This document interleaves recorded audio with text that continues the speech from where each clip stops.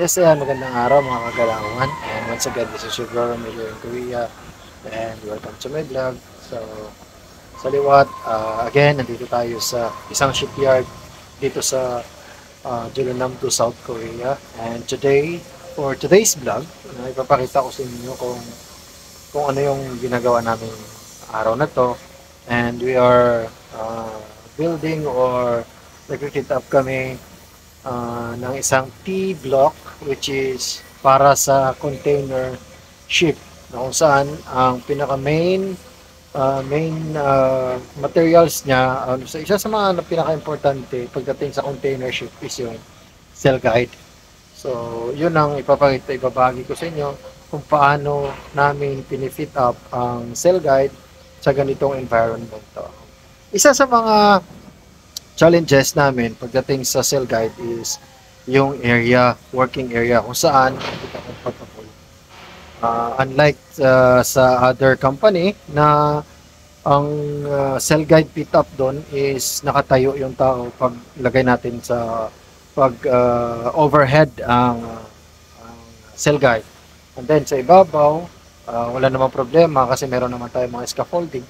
Pero dito kasi sa shipyard na kung saan ako nag-work is overhead na nakaupo. Pero ginagawan pa rin namin ng paraan kung paano tayo magiging komportable sa trabaho natin. Kasi as Filipino or lahat, pati man sa Korean, which is suportado naman lahat ng mga ideas para sa ikagagaan ng trabaho, ay binibigyan kami ng opportunity to do what you have in mind, to do what we have in our minds para matuloy-tuloy ang trabaho. So ayan, alam naman natin pag cell guide, may bahagi ko na sa inyo dati na ang cell guide napaka-importante ang sukat. Ang sukat kasi cell guide means it is a guide para doon sa container na ikinakarga doon para sa mga goods natin kasi dyan yan pumapasok para yung container ay hindi malagdag sa barko. Yun yung nagiging jig niya or nagiging lagayan ng mga containers. So first, ang ginagawa namin dyan is sinusukat. Pagkatapos ng sinusukat, yung mga paan yan, kailangan namin ipantay yung sa ibabaw na naka-welding para ang paa ng cell guide. Then, ganun lang. The same process. Ulit-ulit. Pagkatapos mo ng isa, pagkatapos ng isa, sukat na naman.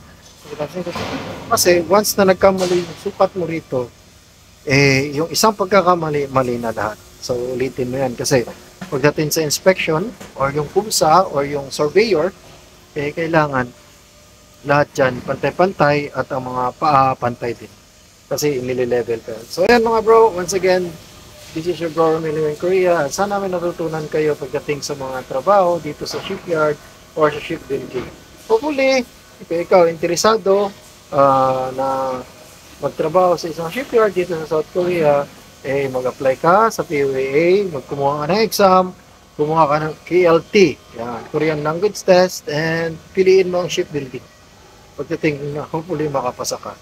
So, yan mga bro, once again, this is your bro Mel na nagsasabi na happiness is not about getting all what you wanted in your life, but it's about enjoying what you have. Kasi you have already. Just enjoy it. Okay? Have a happy life. God bless.